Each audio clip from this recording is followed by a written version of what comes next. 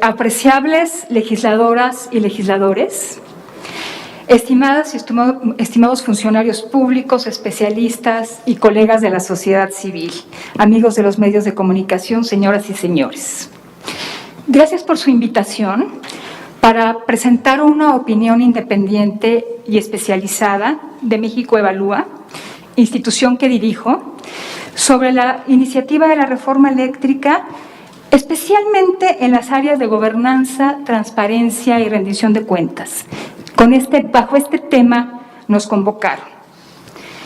Estoy aquí con plena conciencia del contexto político que rodea a este Parlamento abierto. Tengo la impresión, espero estar equivocada, de que es poco lo que se puede hacer desde la argumentación para mover bloques políticos que han anunciado una y otra vez su postura inflexible sobre esta reforma. Quienes creemos en la deliberación, el diálogo y la democracia, tenemos la obligación intelectual y ética de ofrecer nuestras razones y plantear nuestra evidencia ante la sociedad. Esa es precisamente la función de México Evalúa, como un organismo de la sociedad civil que tiene más de 10 años analizando el sector energético desde el ángulo de las finanzas públicas, gobernanza, regulación y competencia. Y quiero ser muy clara en algo. Hemos sido críticas de la política energética de gobiernos anteriores y de cómo han manejado sus paraestatales, hoy empresas productivas del Estado. Hemos señalado con evidencia y argumentos las carencias y omisiones en los gobiernos corporativos de Pemex y la CFE, derivada de las políticas adoptadas en años previos.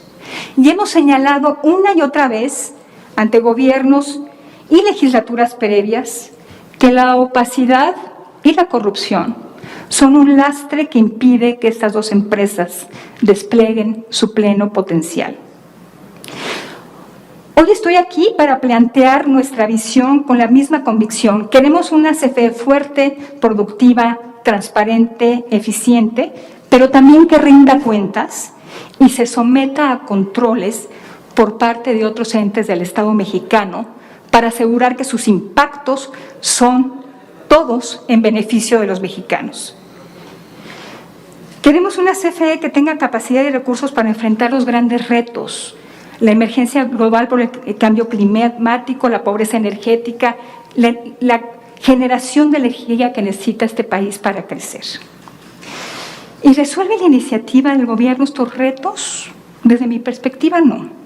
Y les voy a presentar evidencia. La iniciativa de reforma plantea la extinción de la figura de empresas productivas del Estado y su conversión en organismos de Estado. Para la CFE, la reforma establece que ya no tendría que generar valor económico y rentabilidad con sostenibilidad. En vez de eso, tendrá 3 nuevos mandatos constitucionales.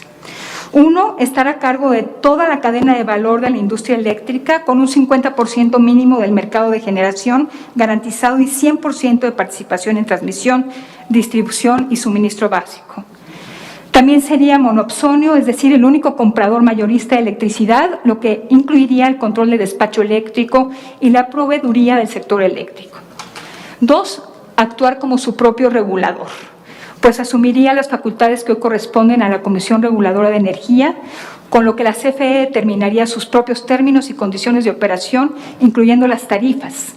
3, asumir la responsabilidad exclusiva del diseño, implementación y control de todas las políticas públicas relacionadas con la transición energética.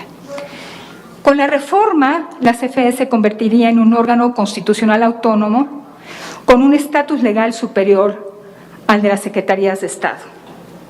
Básicamente, la reforma propone que la CFE se mande sola, pues no plantea contrapesos ni incluye mecanismos claros de transparencia y rendición de cuentas. Es más, destruye los que ya existen, como se puede observar en la diapositiva. Si podemos poner la diapositiva anterior, por favor. donde están las dos. Ahí estamos viendo el mapa de vigilancia actual. La CFE interactúa con otras instituciones del Estado mexicano para cumplir con su responsabilidad social. El Estado mexicano tiene funciones de regulación. Todos esos son actores que interactúan con la CFE para mejorar sus impactos en la sociedad mexicana. La lámina que ven, el mapa de vigilancia, si se aprueba la reforma, está la CFE sin contrapesos. La CFE se mandaría sola. Como les decía, la propuesta de reforma destruye lo que ya existe, como se puede observar en las diapositivas. En la primera observamos el mapa de vigilancia de la CFE que muestra las principales entidades gubernamentales que fungen como propietarios, reguladores y vigilantes de la empresa. En el segundo mapa podemos observar el debilitamiento de dichos contrapesos y en varios casos el enigma cómo se establecería la política de propiedad y el rol del Estado regulador si se aprueba la reforma ante una avasalladora concentración del poder de la CFE. Algo muy preocupante de estos cambios propuestos es que la CFE operaría bajo un régimen de excepción legal de la competencia económica. Sería un poderoso monopolio y monopsonio de un insumo esencial para toda la actividad económica. Para no abusar de su poder, la CFE tendría que estar dirigida por santos y ángeles. Pero como sabemos, siempre existe la posibilidad de que esto no sea así. La iniciativa debería tener salvaguardas para evitar la discrecionalidad, la opacidad y el abuso de poder, y no las tiene. La iniciativa plantea, de hecho, el debilitamiento de los órganos reguladores coordinados. Propone que la Secretaría de Energía asuma sus funciones de vigilancia. Pero si la CFE se vuelve un supermonopolio con autonomía constitucional, es muy poco lo que una dirección general de una Secretaría de Estado podría hacer para prevenir el abuso. Con esta reforma, la Secretaría de Energía sería completamente irrelevante ante el poder de la CFE. Básicamente, se crearía un Estado dentro del Estado. Quien ocupe el cargo de director de la CFE sería un funcionario muy poderoso. En suma, podría afectar a voluntad los derechos de usuarios, de proveedores, de comunidades enteras, los inversionistas y prácticamente todos los actores políticos y sociales del país. Hay alternativas. En México Evalúa traigo, señores legisladores, 2 publicaciones que hemos estudiado cuáles son las alternativas para tener una CFE con todas las características que estamos buscando, pero además que rinda cuentas. Hablamos de esos mapas de vigilancia. Hablamos de cómo fortalecer a los órganos reguladores, de cómo estamos proponiendo una entidad propietaria que administre las empresas públicas del Estado mexicano y que haya hasta un contrato donde se planteen objetivos, donde haya rendición de cuentas, donde haya transparencia. Miren, quiero concluir, me queda muy poquito tiempo, para hablar más de una intuición política. Hay muchos argumentos técnicos en los documentos que traigo para compartir con ustedes. Pero quiero concluir con una reflexión política. Respetuosamente, señoras sobre todo las señoras y señores legisladores de Morena y de PT, respetuosamente les hago un llamado a que no legislen como si ustedes siempre fueran a estar en el poder. Porque les pregunto, ¿le darían todo el poder a un director general de la CFE nombrado por un presidente emanado del PRI, del PAN o de otro partido opositor?